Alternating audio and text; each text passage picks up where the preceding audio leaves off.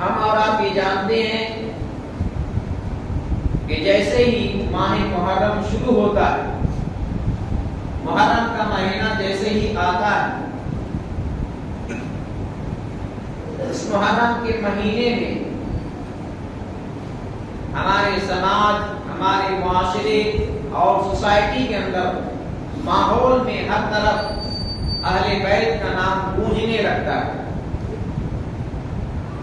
11 مہینے پتہ نہیں چلتا ہے کہ ایک خاص طبقے کو کہ اہل بیت سے محبت کرتے یا نہیں کرتے ہیں، لیکن جیسے ہی محرم کا مہینہ شروع ہوتا ہے تو خاص طبقہ اہل بیت کی محبت کا نام لے کر کے محافل مجلسیں منعقد کرتے ہیں، اور ان مجلسوں کے اندر صحابہ کرام کی تنقید کرتے ہیں، صحابہ کرام کو برا بھلا کہتے ہیں۔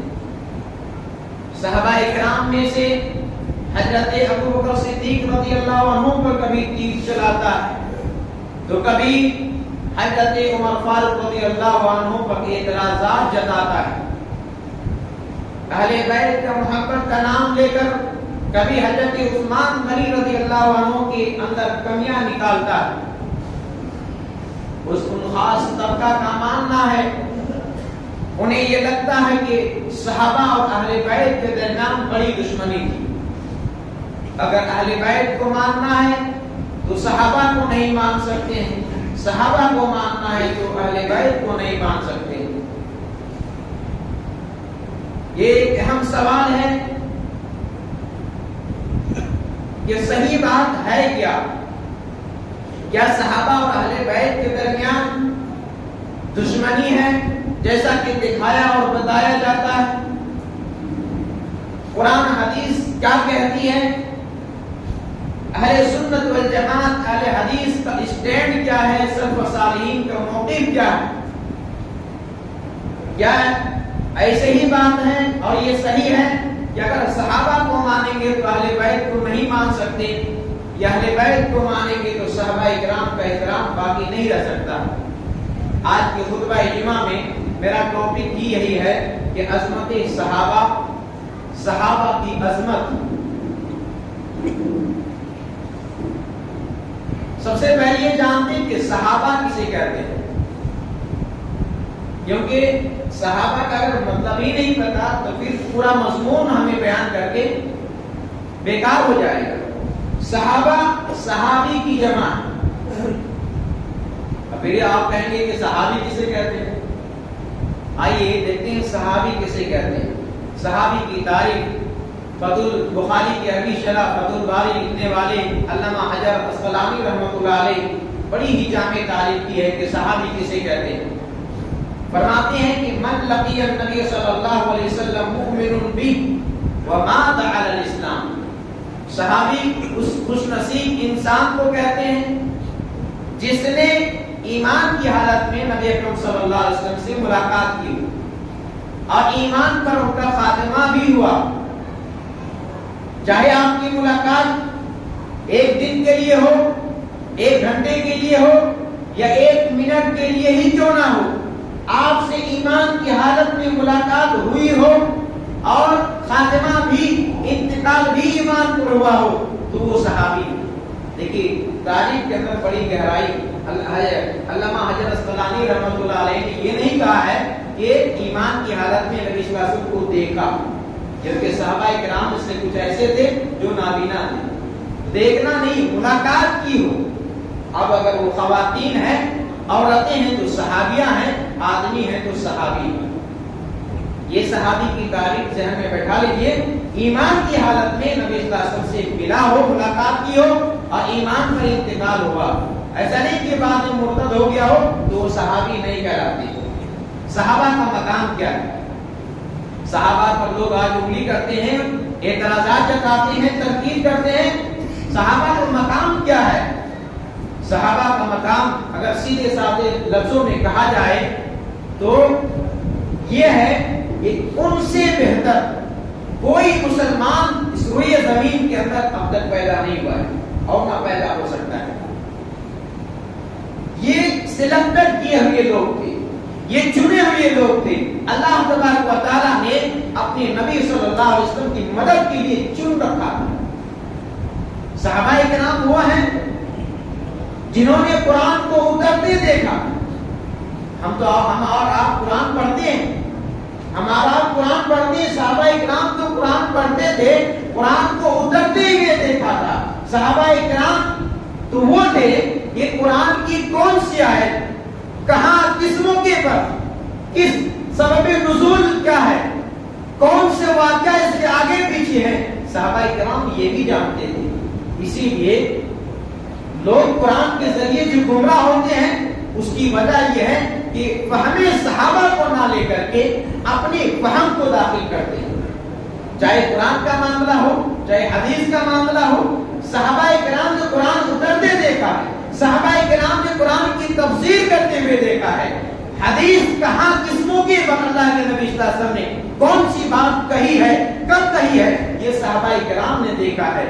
تو جو لوگ قرآن کو لے کر کے گمراہ ہو رہے ہیں اس کی ایک وجہ یہ ہے کہ فہم صحابہ کو چھوڑ دینا، یعنی یہ اپنے آپ کو یہ ثابت کرنے کی کوشش کرتے ہیں کہ صحابہ سے نعوذ باللہ ہم زیادہ سمجھدار ہیں، صحابہ نے نہیں سمجھا ہم زیادہ سمجھدار ہیں. یہ سمجھنے کی کوشش کرتے ہیں اور یہ گمراہ ہیں، خوارج لوگ ہیں جو صحابہ کرام کے منہج، ان کی فہم کو چھوڑ کر کے اپنا منہج اور اپنی فہم کو داخل کرتے ہیں.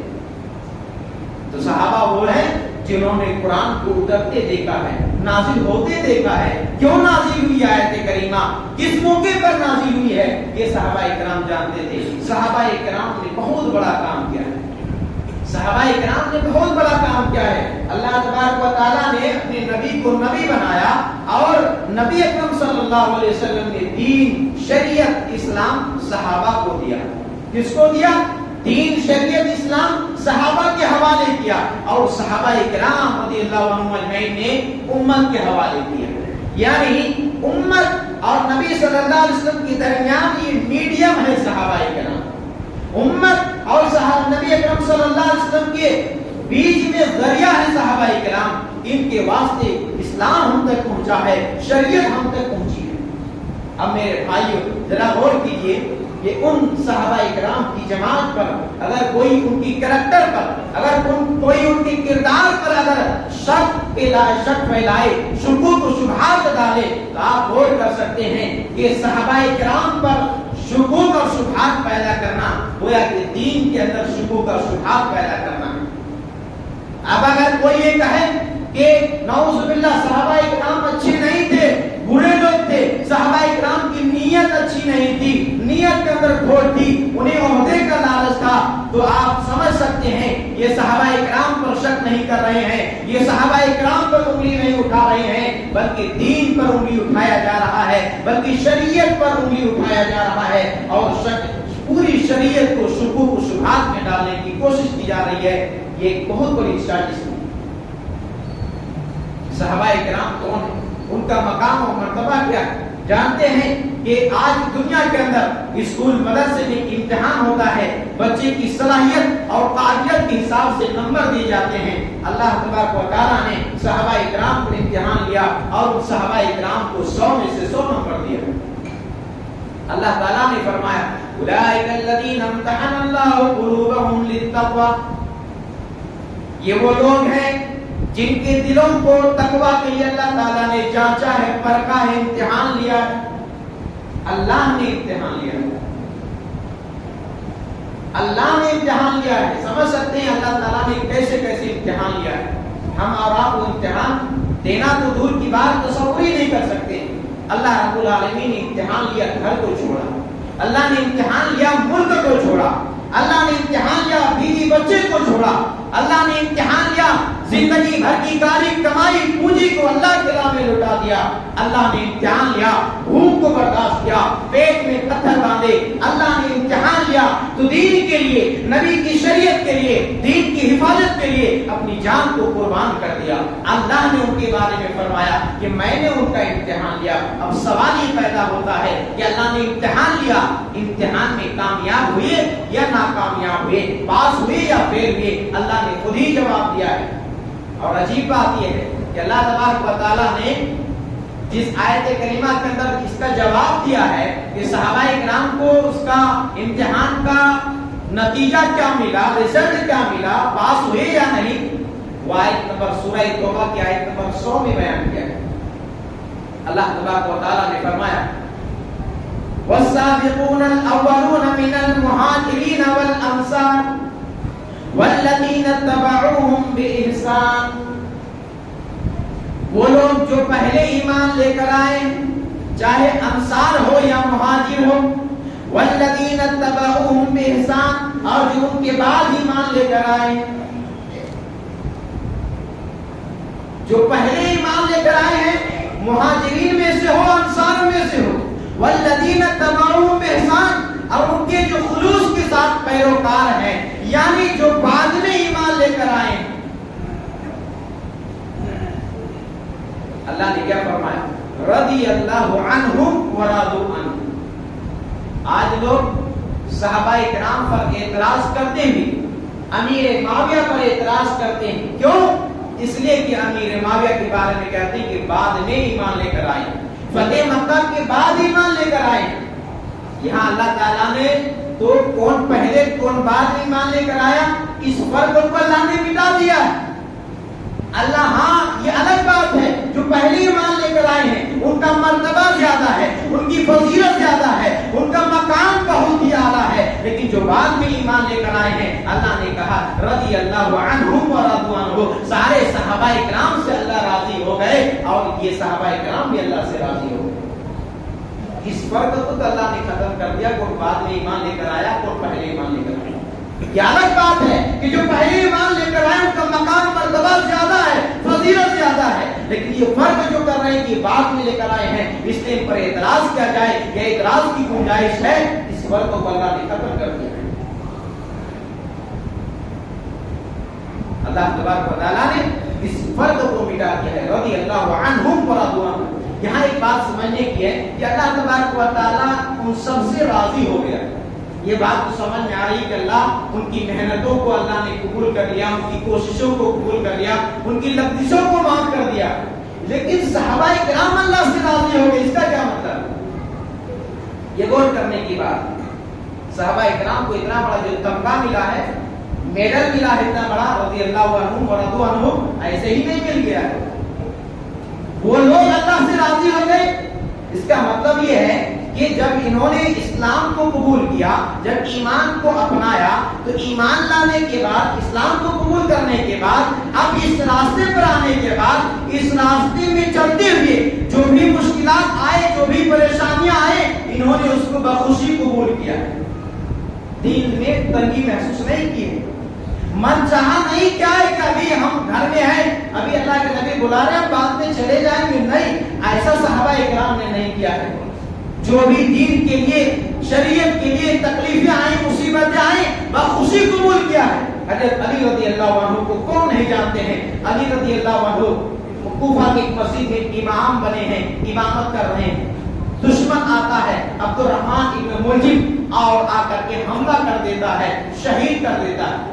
جانتے ہیں اس وقت حضرت علی رضی اللہ عنہ کی روح پرواز کر رہی ہے، شہید ہو رہے ہیں، جان جا رہی ہے، خون بہ رہا ہے، اور حضرت علی رضی اللہ عنہ بخوشی یہ جملہ ان کی زبان سے نکلتا ہے کہ فزت ورب الکعبہ، کعبہ کی رب کی قسم آج میں کامیاب ہوں۔ یہ تھے صحابہ کرام کہ جان جا رہی ہے، اللہ کے راہ میں خون بہ رہا ہے، سب یہ ساری چیزیں بخوشی قبول کرنے کے لیے تیار ہیں۔ یہی تو خاصیت تھی جس کے لیے اللہ تبارک و تعالیٰ نے فرمایا رضی اللہ عنہم ورضوا عنہ۔ اور اتنا ہی نہیں بلکہ اللہ تبارک و تعالیٰ نے ان صحابہ کرام کے لیے صرف یہ نہیں کہا کہ میں راضی ہو گیا، بلکہ ان صحابہ کرام کے لیے اللہ تعالیٰ نے جنت تیار کر رکھا ہے۔ اللہ تعالیٰ نے اسی سورہ 2 آیت نمبر 100 کے اندر آگے فرمایا کہ وَعَدَّ لَهُمْ جَنَّاتٍ تَجْرِي تَحْتَهَا الْأَنْهَارُ خَالِدِينَ فِيهَا، فرمایا کہ اور میں نے ان کے لیے ایسے باغات تیار کر رکھے جن کے نیچے نہریں جاری ہیں، جہاں وہ ہمیشہ رہیں گے۔ ذَلِكَ الْفَوْزُ الْعَظِيمُ، اور یہ بڑی کامیابی ہے میرے بھائیوں، اور خاص کر کے وہ لوگ جو نبی اکرم صلی اللہ علیہ وسلم کے صحابہ اکرام پر اعتراض کرتے ہیں، نبی کریم صلی اللہ علیہ وسلم کے صحابہ اکرام پر تنقید کرتے ہیں، انہیں برا بھلا کہتے ہیں، انہیں ایک چلو پانی لے کر ڈھونڈ مارنا چاہیے، ان صحابہ اکرام پر انگلی اٹھاتے ہیں جن کے بارے میں اللہ تبارک و تعالیٰ یہ فرما رہا ہے کہ میں نے جنت ان کے لیے تیار کر رکھا ہے۔ میرے بھائی، نبی اکرم صلی اللہ علیہ وسلم کے زمانے میں دیکھیے صحابہ اکرام کا مقام اور صحابہ اکرام کون تھے۔ نبی اکرم صلی اللہ علیہ وسلم کے زمانے میں ایک غزوہ ہوا ہے جس کو اللہ نے قرآن میں اور سورہ توبہ نمبر 117 کے اندر ذکر کیا ہے۔ اس غزوے کا، اس جنگ کا نام رکھا ہے ساعۃ العسرہ، تنگی والا جنگ۔ اللہ نے فرمایا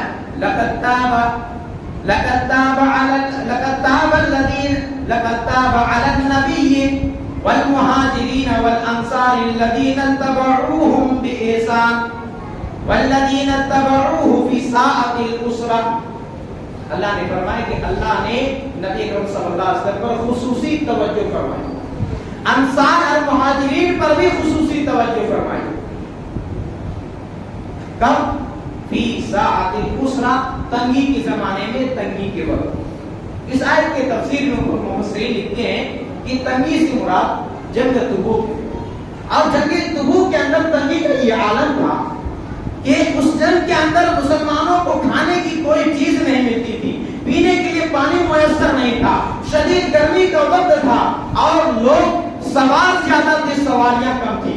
ایسی تنگی کی حالت میں بھی صحابہ اکرام نے پیغمبر کا ساتھ نہیں چھوڑا بلکہ ہر قسم کی تنگی کو برداشت کیا۔ حضرت قتادہ رضی اللہ عنہ کہتے ہیں کہ بھوک اور پیاس کی یہ عالم تھا، اس قدر تنگی تھی کہ کھانے کو کوئی چیز نہ ملتی تھی تو ایک کھجور کو صحابہ اکرام 2 ٹکڑا کرتے تھے اور آپس میں بانٹ لیتے تھے، اور بسا اوقات پیاس کو بجھانے کے لیے ایک ایک کھجور کو کئی صحابہ اکرام باری باری چوس کر کے اپنی پیاس کو بجھایا کرتے تھے۔ ایسی تنگی کی حالت میں بھی ان صحابہ اکرام نے نبی اکرم صلی اللہ علیہ وسلم کا ساتھ نہیں دیا ہے۔ اسی لیے تو اللہ تعالیٰ نے ان نبی کے صحابہ کے بارے میں فرمایا کہ رضی اللہ عنہ ورضوا عنہ۔ آج ان صحابہ اکرام پر تنقید کرتے ہیں، ان صحابہ اکرام پر اعتراض جتاتے ہیں۔ میرے بھائیو، ان صحابہ اکرام کا مقام و مرتبہ جاننا ہے، اٹھائیے قرآن سورہ فتح کی بالکل آخری آیت، دیکھیے کہ وہ صحابہ اکرام کا مقام مرتبہ کیا تھا۔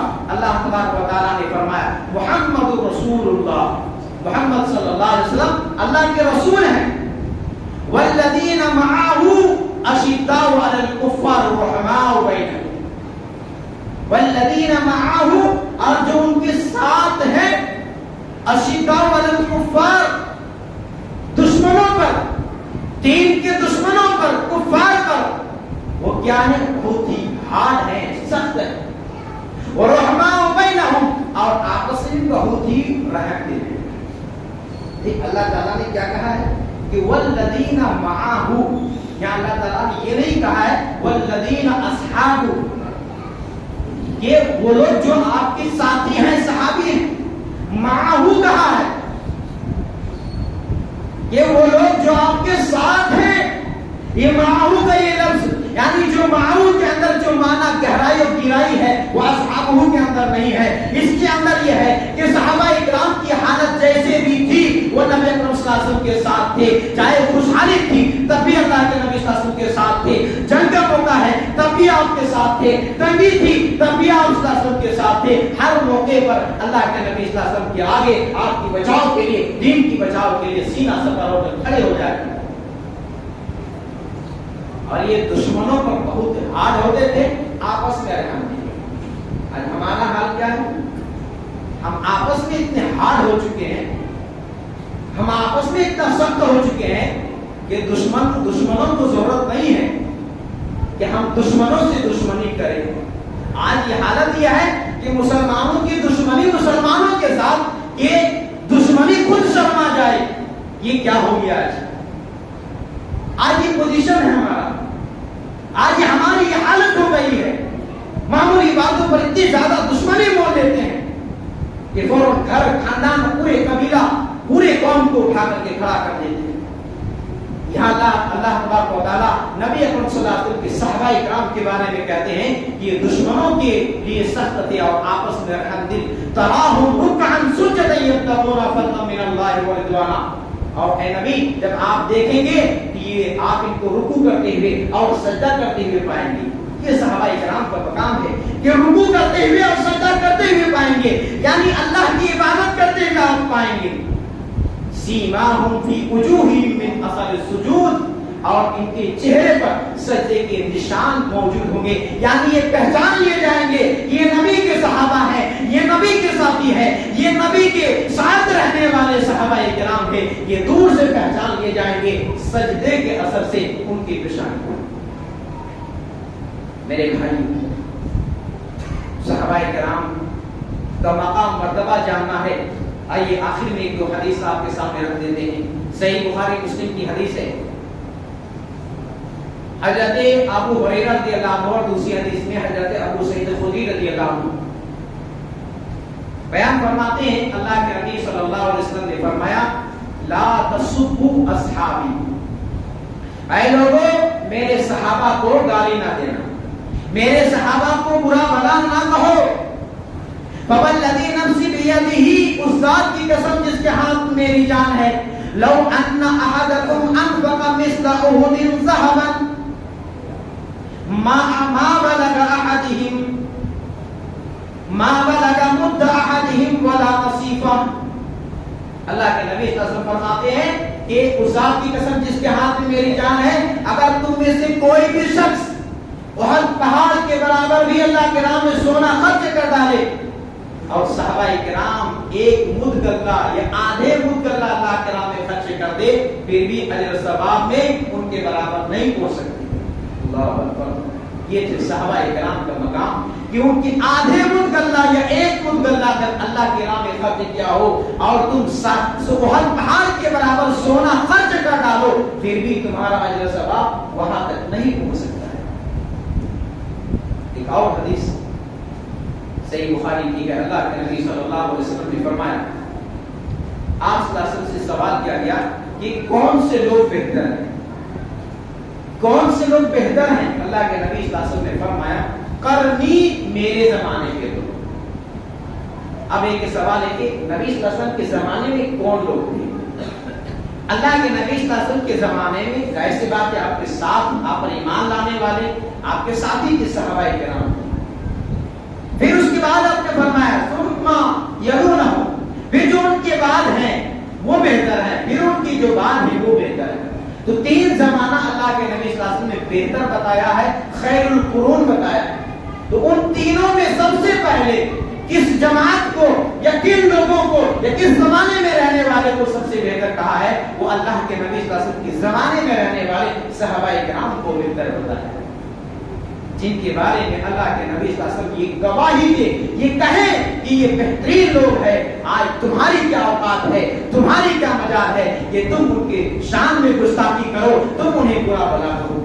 میرے بھائیوں, آج اس موضوع کا جو خلاصہ کلام ہے آپ غور کریں گے تو آپ کو یہ پتا چلے گا کہ صحابہ کرام پر تنقید کر کے, صحابہ کرام پر انگلی اٹھا کر کے یا صحابہ کرام پر اعتراض کر کے دراصل دین پر اعتراض جتانا ہے, دین کو مشکوک کرنا ہے, دین کو شبہے میں ڈالنا ہے. جب کیونکہ قرآن ڈائریکٹ ہم تک نہیں پہنچا ہے, قرآن اللہ کے نبی صلی اللہ علیہ وسلم سے ڈائریکٹ ہمیں نہیں ملی ہے, نہ حدیث ہمیں ملی ہے. ذریعہ کون ہے؟ صحابہ کرام ہے. ذریعہ کون ہے؟ صحابہ کرام ہے. تو واسطہ اور ذریعہ صحابہ کرام ہے, ان کے ذریعے دین ہم تک پہنچا ہے, دین ہم تک ملا ہے, شریعت ہم تک ملی ہے. اس لیے دشمنوں نے یہ سوچا ہے, یہ پروپیگنڈا اور سازش بنایا ہے کہ صحابہ کرام کو مشکوک کر دو, دین کو بخود مشکوک ہو جائے. دین کو مقصود کرنا ہے. لہذا محرم کا مہینہ شروع ہونے والا ہے, محرم کا دن آنے والا ہے. محرم میں کیا کرنا چاہیے انشاءاللہ آئندہ جمعہ پھر موقع ملے گا تو وہ ساری باتیں